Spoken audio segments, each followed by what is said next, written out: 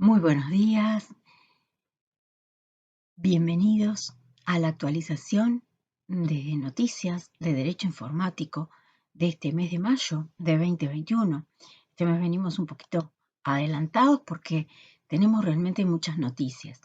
La primera de ellas es un documento que se firmó un acuerdo sobre comercio electrónico entre los miembros del Mercosur. Los representantes, dice la noticia, de Argentina, Brasil, Paraguay y Uruguay ante el Mercado Común del Sur firmaron el acuerdo sobre comercio electrónico. Y este acuerdo que les comento que he estado buscando el documento y no lo he podido encontrar, así que si alguien lo tiene y me lo puede hacer llevar, yo sumamente agradecida. Es acerca de reconocimiento de firmas digitales, la protección de datos personales y consumidores en línea, la ubicación de servidores dentro de la región, las comunicaciones comerciales no solicitadas y otros aspectos que, bueno, queda abierto. Tienen el link para que puedan acceder a la noticia.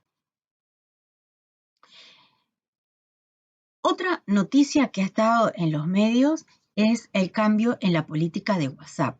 Esto lo habíamos vivido entre enero y febrero, donde mucha gente migró a Telegram, que en la realidad la mayoría no lo usan. Yo he probado a mandar mensajes por Telegram y la mayoría no están conectados a Telegram.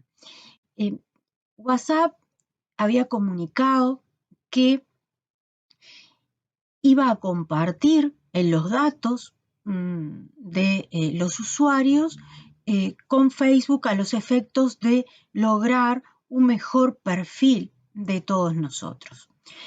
Hay que tener en cuenta un aspecto, que es que esto WhatsApp lo va a hacer en todo el mundo excepto en Europa, porque en Europa, en función del cumplimiento del Reglamento Europeo de Protección de Datos, no va a compartir los datos.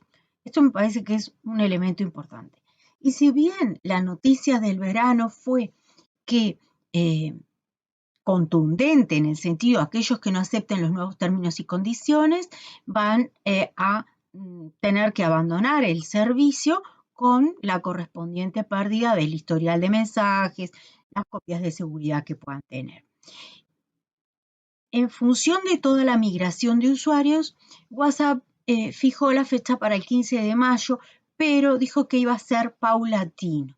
O sea que en la medida que aquellos usuarios que no acepten los nuevos términos y condiciones, bueno, van a ir lentamente dejando de poder utilizar este servicio.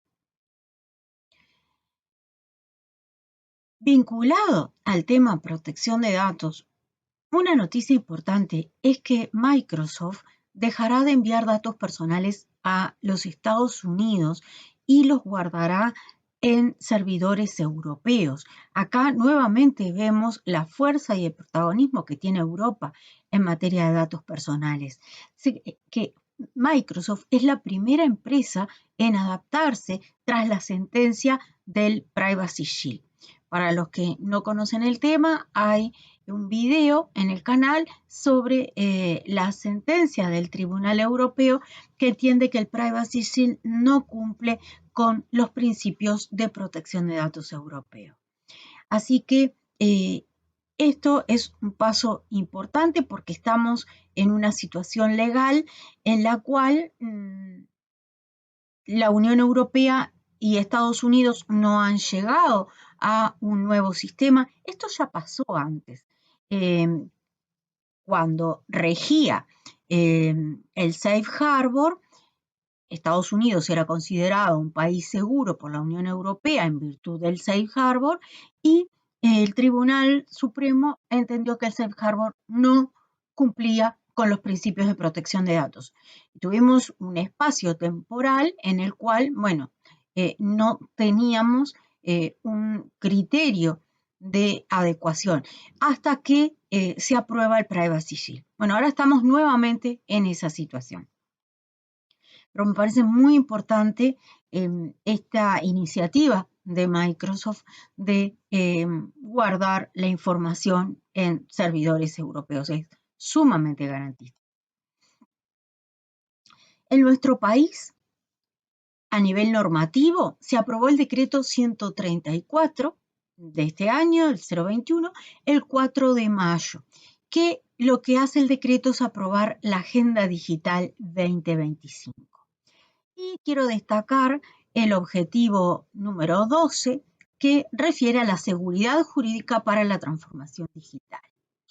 Articular, dice este objetivo, una agenda integral y continua que analice y evolucione el marco regulatorio, promoviendo su conocimiento y adopción en colaboración con todos los actores involucrados. Y tenemos dos numerales, el numeral 52 y el numeral 53, que establece, cómo se va a llevar adelante. El 52 establece promover las adopciones normativas necesarias para acompasar los avances tecnológicos, priorizando las mejoras en los procedimientos administrativos dentro de las entidades públicas y en la interacción con las personas. Los mecanismos para el intercambio de información entre entidades públicas y privadas y la gestión de emprendimientos en el ámbito digital. Y el numeral 53 establece adaptar los marcos regulatorios de forma de colaborar en el ejercicio de los derechos de las personas y empresas en los entornos digitales, enfatizando los aspectos de accesibilidad, derechos de autor, derechos del consumidor, defensa de la competencia, protección de datos, seguridad, transparencia y ciberdelitos, promoviendo además la adhesión a estándares y convenciones internacionales en estos temas. Y establece que los organismos responsables van a ser AGESIC y el resto de los organismos involucrados en estos proyectos. Y habíamos estado hablando el mes pasado de los proyectos de ley que estaban en este momento a consideración en nuestro Parlamento. En ese momento nos referimos al proyecto de ley de documentos electrónicos provenientes del extranjero y a los documentos electrónicos y a la prueba digital. En esta oportunidad vamos a hablar del proyecto de ley de contratación electrónica. Este proyecto de ley, les dejo los datos, en la carpeta 1123, el repartido 323 de febrero de este año. Y este proyecto es realmente muy loable, la idea de regular la contratación electrónica. Realmente nosotros necesitamos como país una ley de comercio electrónico, un pasito más, soy un poco más ambiciosa, un pasito más que contratación electrónica. Lo que puedo comentar respecto al artículo primero y segundo, que en su redacción y en su espíritu son correctos, lo que no me parece acertado es agregarlos a la ley 18.600. La ley 18.600 es una ley de documento y firma electrónica, no regula en absoluto la contratación. Yo sé que hay leyes modelos que han establecido la contratación dentro de todo un marco electrónico, pero no fue el caso de Uruguay. En todo caso, deberíamos modificar el Código Civil, no la ley 18.600, porque no es el objetivo de la ley regular la contratación. Sucede algo similar con los artículos 3 y 4, que lo que hacen es modificar la ley 17.250 de relaciones del consumo, que fue una ley muy importante en el año 2000, creo que tenía una visión muy acertada, ya que teníamos un artículo 12 que establecía, regulaba la oferta transmitida por cualquier medio de comunicación, y el artículo 16 establecía la oferta por medio informático, entre otros medios, ¿no? Pero destacaba el medio informático y la posibilidad de resolver ipso iure el contrato cuando la contratación se realizaba fuera del local comercial. También tenemos la ley 19.355, En el artículo 248 se establecen obligaciones para los proveedores respecto al deber de informar el domicilio, entendiendo que no es suficiente el casillero postal. Como vemos, tenemos estos aspectos que se regulan en estos artículos del proyecto, son solo 4 artículos, y la verdad es que me gustaría, como aporte, ¿verdad?, que se consideraran otros aspectos, que se considerara un proyecto integral en toda la problemática que implica los contratos informáticos, que tuviéramos realmente una ley autónoma, no modificaciones a otras leyes que muchas veces no parecen ser el mecanismo apropiado. Que vemos una discusión respecto, por ejemplo, a las comunicaciones comerciales que están reguladas en el artículo 4, en los cuales me parece apropiada la regulación, pero por ejemplo no considera el spam o no considera el spam, que hoy es tan común. El spam es el spam, pero en la mensajería instantánea. Todos nosotros recibimos permanentemente mensajes, ahora no tanto por SMS, pero sí por WhatsApp, ¿no?, que nos solicitamos. Entonces, me parece que el tema de la validez del documento electrónico, la identidad de las partes, la firma, lo resolvía la 18600 para el documento electrónico en general en ese principio de equivalencia funcional. Con respecto a otro aspecto, que es el momento y lugar de la celebración del contrato, que es muy importante, ya que determina la ley aplicable y la jurisdicción competente, la ley establece que el proyecto de ley, perdón, establece que el contrato en que se intervenga como consumidor y se presume el lugar de su residencia habitual. Este es un aspecto interesante del proyecto de ley. Tal vez deberíamos ampliarlo, tal vez deberíamos tomar un criterio general. Otros aspectos que deberían tenerse en cuenta es el perfeccionamiento del contrato. ¿Estamos hablando de contratos instantáneos o estamos hablando de contratos a distancia? Distancia temporal y no física, refiere nuestro Código Civil cuando habla del contrato ajustado por mensajero. Esta es una discusión que tenemos que dar. ¿Se acuerdan de las teorías referente al perfeccionamiento del contrato? Bueno, ¿en qué momento se perfecciona el contrato? Cuando la oferta llegue al proponente, dice el Código Civil, en el caso de los contratos ajustados por mensajero.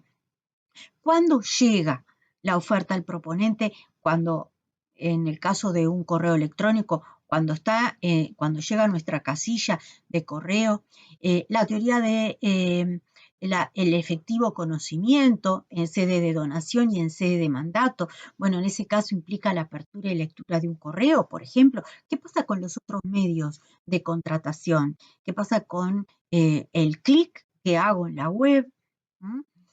Entonces, tenemos que tener en cuenta que en contratación electrónica, en realidad, tenemos que ver estos artículos, el 1265 del Código Civil y siguientes, y es lo que nos tenemos que replantear en las nuevas modalidades.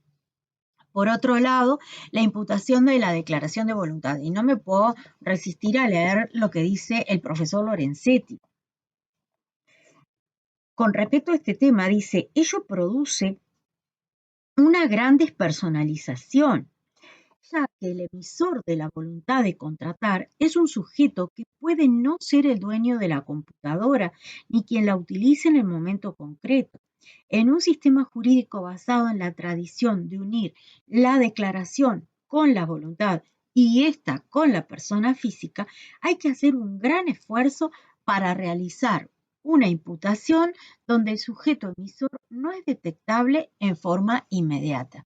Y ni que hablar de aquellos contratos que van a realizarse en forma automática en virtud de un acuerdo marco. O sea, tenemos muchos temas para reflexionar que ameritaría ampliar este proyecto.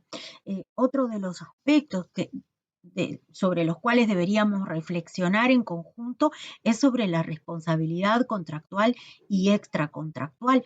Se produce en la contratación electrónica un entramado de relaciones jurídicas y aparecen, por ejemplo, los proveedores de acceso, los proveedores de servicios de certificación, los proveedores de servicios de confianza, aquellos proveedores que nos pueden prestar el servicio que estamos contratando.